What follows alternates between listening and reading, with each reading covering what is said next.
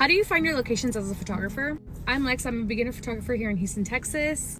And I feel like this is one of the questions that I get asked very often. One of the very first things that I did was join Facebook groups. I just searched up Houston photographer locations and I saw like 2 or 3 Facebook groups and I joined them all.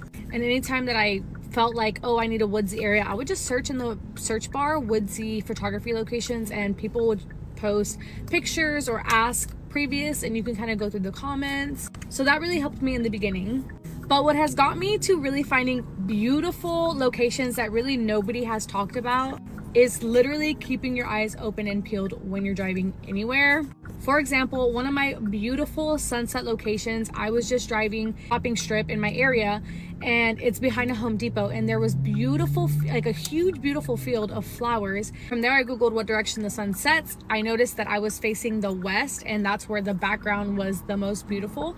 And so I thought if my client was standing here and I was taking pictures from here this way, that is the west, so that means the sun is going to set on that side, which is where I found my beautiful sunset location. I'm absolutely in love with it. Nobody knows about it, but again, I found it behind a shopping strip in my local town. You do have to keep in mind, if you schedule something for that location in 2 weeks, double check, pass by and make sure they didn't cut the grass, because if they cut the grass then the location's not going to look the same. You do just want to double check that you're not on private property.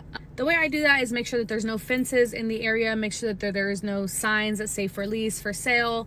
Be cautious. But on the side of the road, on behind shopping strips, like those are places that most of the time are open to the public. As long as you're not disturbing the peace, you're fine. And make sure you do not litter, make sure you're cleaning up after yourself and your client, and make sure it's not an entire party of people. Just try to keep it really minimal and no one's gonna say anything to you. Take it or leave it. I don't know. I looked up if it was illegal. It says no, as long as it's, again, not private property. You can pull over on the side of the road and take pictures wherever your heart desires. And that is where you find all the beautiful wildflowers, all the beautiful tall grass.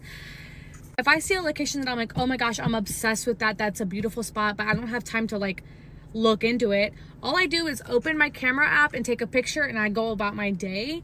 And then you can always pull up the picture on your phone and you can look at the location. If you have an iPhone, you can look at the location of the picture and go back to that location when you have some time to kind of location scout another day. But anyways, that is how I find my locations. And honestly, I think it's literally so cool to find these random locations. But anyways, I'm here to shoot. I'll talk to you guys later.